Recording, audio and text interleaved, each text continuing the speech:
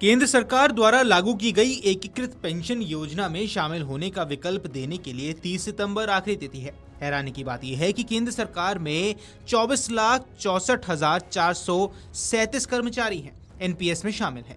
इनमें से 24 सितंबर तक महज 70,670 केंद्र कर्मचारियों ने ही यूपीएस में शामिल होने का विकल्प दिया है। Pension fund regulatory and development authority ने महाराष्ट्र राष्ट्र जूनी पेंशन संगठन के सोशल मीडिया प्रमुख विनायक चौथे द्वारा लगाई गई आरटीआई के जवाब में 29 सितंबर को ये जानकारी दी है। अखिल भारतीय रक्षा कर्मचारी महासंघ के महासचिव सी श्री कुमार, एनएमओपीएस के राष्ट्रीय उपाध्यक्ष विदेश Khandekar, national mission for old pension scheme Bharat के अध्यक्ष डॉक्टर मंजीत सिंह पटेल और confederation of central government employees and workers के महासचिव एसबी यादव का कहना है कि यूपीएस पूरी तरह फेल हो गई है। केंद्र सरकार ने कर्मियों से इस पेंशन योजना को नकार दिया है। कर्मचारियों की एक ही मांग है कि सरकार गैर अंशदायी पुरानी पेंशन योजना बहाल करे। आपको बता दें, केंद्र सरकार की पेंशन योजना यूपीएस को लेकर कर्मचारी उत्साहित नहीं है। एनपीएस में शामिल कर्मियों को 1 अप्रैल 2025 से 30 जून 2025 तक यूपीएस में शामिल होने का विकल्प देना है। इस अवधि में केंद्र के 30 लाख कर्मियों में से 31,555 कर्मचारियों ने ही यूपीएस का विकल्प चुना है। इसके बाद सरकार ने यूपीएस के प्रति कर्मियों की उदासीनता को देखते हुए विकल्प चुनने की अंतिम तिथि को 30 सितंबर तक बढ़ा दिया है। अब 24 सितंबर तक 70,000 कर्मचारी ही यूपीएस में शामिल हो सकेंगे। इसमें सिविल डिपार्टमेंट के 21,367, डाक विभाग के 9,996, टेलीकॉम के 130, रेलवे के 18,024 और डिफेंस सिविल सेक्टर के 7,058 कर्मचारियों ने यूपीएस का विकल्प चुना है।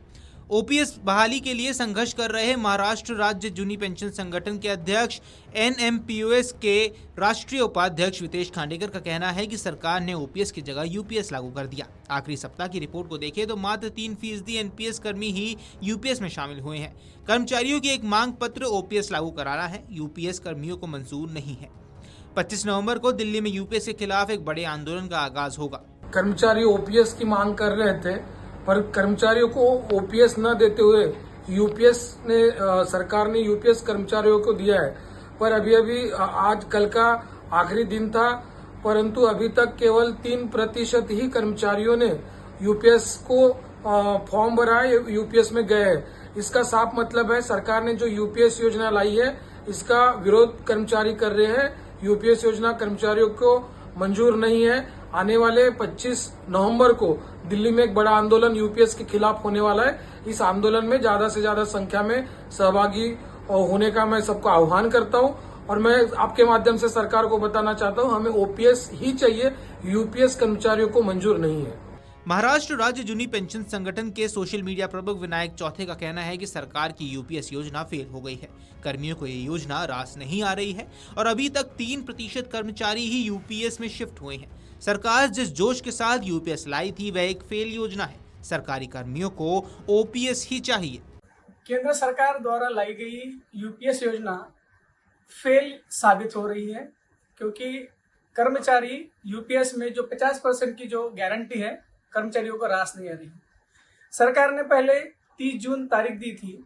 30 जून तक लगभग 1% कर्मचारियों ने ये फॉर्म भरे थे और उसके बाद इस तारीख को 30 सितंबर तक बढ़ाया गया। सूचना के अधिकार में पीएफआरडीए ने जो आंकड़े दिए हैं उसके हिसाब से 21 सितंबर 2025 तक अब तक टोटल जो केंद्रीय कर्मचारी हैं उनकी संख्या है 24,64,437 और इन कर्मचारियों में से अब तक 70,670 इतने कर्मचारियों ने यूपीएस में स्विच किया है।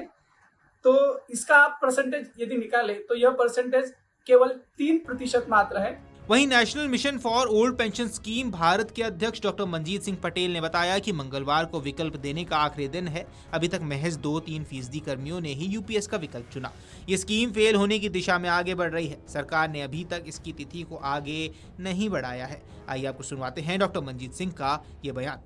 आज यूपीएस को ऑप्ट करने का अंतिम दिन है और पिछले कुछ महीने पहले हमारी कार्मिक मंत्रालय के साथ जो बैठक हुई थी उसमें भी हमने यूपीएस को लेकर के कुछ सुझाव रखे थे। भारत सरकार ने ज़्यादा उन पर गौर नहीं किया। नतीजा ये है कि यूनिफाइड पेंशन स्कीम में अब तक 2 से 3% भी कर्मचारी नहीं गए हैं 32 लाख में से। तो ये अपने फेल होने की दिशा में आगे बढ़ रही है। अभी तक सरकार ने इसकी अंतिम तिथि भी नहीं बढ़ाई है। तो जाहिर सी बात है, यूनिफाइड पेंशन स्कीम कल को जब रिपोर्ट आएगी तो ये फेल स्कीम घोषित होगी। हालांकि सरकार एनपीएस और ओपीएस के विकल्प में इसको लेकर के आई थी। 1.5 साल मेहनत भी की सरकार ने, लोगों ने इस पर रिसर्च किया और तब जाकर के यूपीएस का ड्राफ्ट बना। और जाहिर सी बात है कि all India NPS employees federation शुरू से कहता आया है कि नाम कुछ भी हो, लेकिन कर्मचारी का जब तक अंशदान उसको वापस मिलने का प्रावधान नहीं होगा, जब तक वॉलंटरी रिटायरमेंट के दिन से पेंशन मिलने का प्रावधान नहीं होगा, तब तक लोग इसके प्रति उदासीन रहेंगे। अखिल भारतीय रक्षा कर्मचारी महासंघ के महासचिव श्री कुमार कहते हैं कि कर्मियों को किसी भी सूरत में यूपीएस मंजूर नहीं है, उन्हें केवल पुरानी पेंशन ही मंजूर है। अभी जिन कर्मियों ने यूपीएस अपनाया है उनमें अधिकांश एक्स सर्विसमैन हैं। उनके दिमाग में था कि यूपीएस में हर माह 10,000 रुपए बतौर पेंशन मिलेंगे। बाद में उन्हें पता चला कि वो तो सिर्फ 25 साल की सेवा होनी चाहिए। यूपीएस का विकल्प देने के बाद अब उन्हें पछतावा हो रहा है। कर्मचारी संगठन सरकार से दोबारा ये अपील कर रही है कि यूपीएस की बजाय उनकी पुरानी पेंशन बहाल की जाए।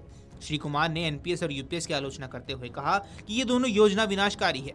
एनपीएस के दायरे में आने वाले 97% से अधिक कर्मचारियों ने यूपीएस को अस्वीकार कर दिया है। केंद्रीय कर्मचारी संगठन confederation of central government employed and workers के महासचिव एसबी यादव ने बताया कि सरकार को पुरानी पेंशन बहाली सहित दूसरी मांगे माननी पड़ेंगी। सरकार ने कर्मियों के हित की तरफ ध्यान नहीं दिया तो भविष्य में केंद्रीय कर्मचारी संगठन कोई भी कठोर निर्णय ले सकता है। सरकार को अंशदायी एनपीएस और यूपीएस की दोनों योजनाएं वापस लेनी पड़ेंगी। पुरानी पेंशन योजना को बहाल करना होगा। वहीं यादव ने कहा कि सरकार ने यूपीएस को जबरदस्ती कर्मचारियों पर थोपा है। कर्मचारियों की एक ही मांग है और वो रही है ओपीएस। पुरानी पेंशन बहाली के अलावा कर्मियों को कोई दूसरी योजना नहीं चाहिए। यही वजह है कि इतने दिन बाद भी कर्मियों ने यूपीएस की तरफ जाने का विकल्प नहीं अपनाया है। वीडियो डेस्क अमरउजाला.com। अगर आप ये वीडियो YouTube पर देख रहे हैं तो हमारे चैनल को सब्सक्राइब कर बेल आइकन दबाएं और Facebook पर देख रहे हैं तो हमारे पेज को लाइक करें।